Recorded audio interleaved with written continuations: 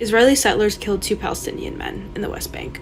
Sayfollah Musallet, who's 20, U.S. citizen, and Mohammed al-Shalabi, who was 23. Sayfollah was beaten to death by these settlers, and then the same settlers blocked an ambulance and paramedics from reaching him for 3 hours. And Mohammed was shot by settlers. Sayfollah's death made headlines all over the world, largely because he was a U.S. citizen. And then a lot of the stories reporting on it, Mohammed's death was sort of mentioned like an afterthought or in passing, like this one. Don't get me wrong, I fully get the inclination when Israel or Israeli settlers kill U.S. citizens to raise it up, because we want to spark that outrage in politicians in the U.S. who have done nothing but support Israel and support this violence against Palestinians. But it does not matter to them if Israel kills U.S. citizens. It doesn't matter. I say that because Israel kills U.S. citizens all the time. They killed Rachel Corrie, they killed Shireen Abu Akleh, and it doesn't matter who's in charge, Republicans, Democrats. They do nothing about it because they don't care.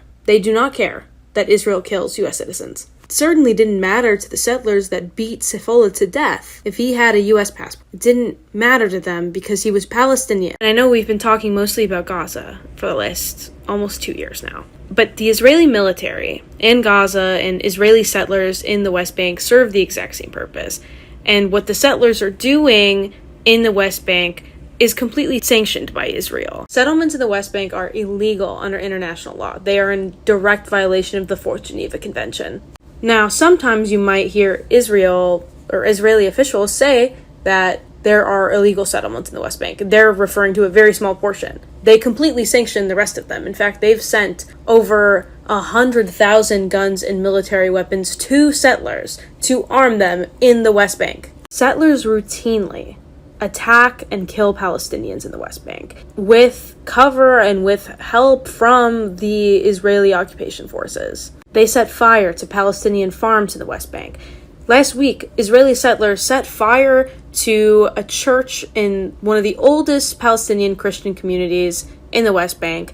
The church dates back to the 5th century. So in Gaza, in the West Bank, whether it be the formal Israeli military or Israeli settlers that are fully sanctioned and armed by the Israeli government, are targeting Palestinians because they are Palestinian.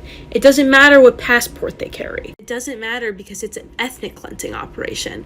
They don't want Palestinians to exist in Palestine. They don't want them to be able to live there safely. They don't want them to be able to come back and visit their families like Sayfollah was doing. And it's not complicated or nuanced because we have the Israeli government openly talking about building a concentration camp in Gaza. We have politicians saying that there are no innocent civilians in Gaza. In Gaza and in the West Bank, the violence might look a little different, but the end goal is exactly the same. And that's why our attention on Palestinians who are deliberately murdered by the state or settlers who are sanctioned by the state. It can't afford to be divided and bifurcated based on what passport they have. While we remember that the U.S. and Israel does not differentiate Palestinians based on who's an American citizen and who's not, we have to remember why that's the case. In Gaza, there are contractors, weapons companies, based in the U.S. profiting off the genocide.